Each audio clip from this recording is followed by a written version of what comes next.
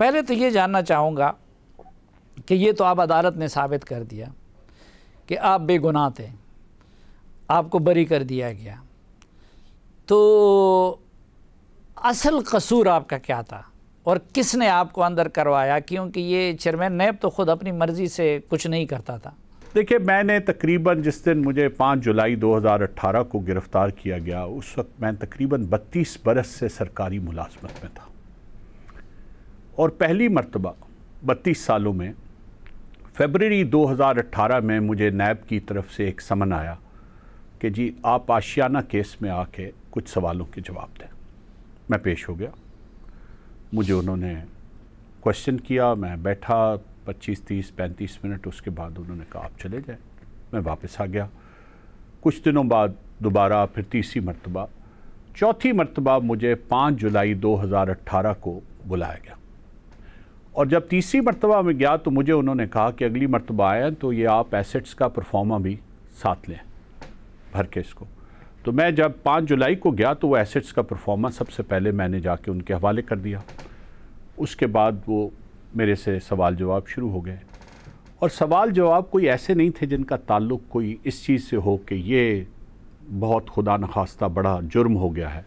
बार बार मुझे एक ही चीज़ पे इसरार किया जाता था कि आप ये बताएं कि ये आपको फ़लाँ ने हुक्म दिया था और उनकी नाराज़गी से बचने के लिए आपने ये काम किया। मैंने कहा मुझे ये तो बताएं कि काम कौन सा गैर कानूनी हुआ है, तो फिर ये भी सवाल खड़ा हो जाएगा कि किसी ने कहा या नहीं कहा।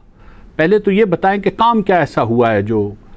बहरहाल उनका ये इसरार जारी रहा और 35-40 मिनट के बाद मैं ये खुदा को हाजिर नाज़िर जान के कह रहा हूँ, एक साहब बाहर से आए, उन्होंने एक सफ़ेद लिफाफा उनके जो मेरे सामने लोग बैठे हुए थे उनमें से जो डायरेक्टर लेवल के ऑफिसर थे उनके हवाले किया। उन्होंने वो लिफाफा खोला और उस वक्त उन्हें फैक्स पे मेरा अरेस्ट वारंट मौसूल हुआ।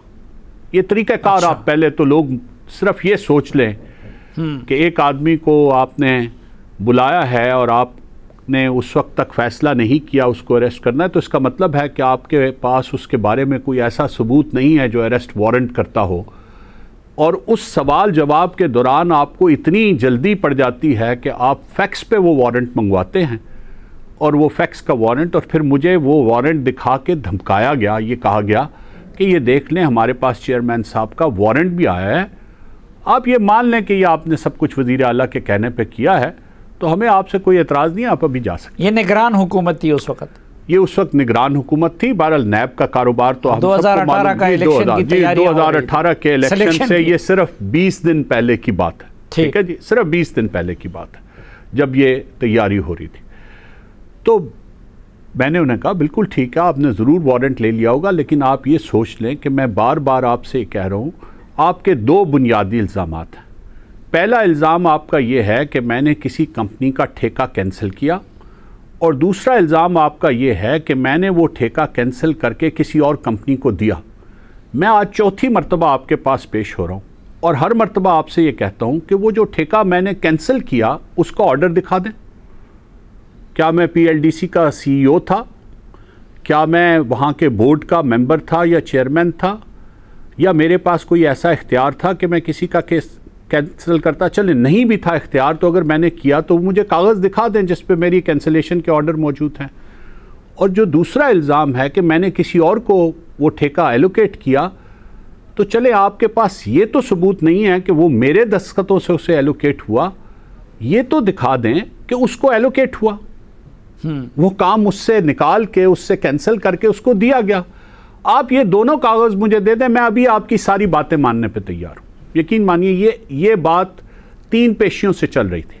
अच्छा, बहरहाल इसका उनके पास कोई जवाब नहीं था।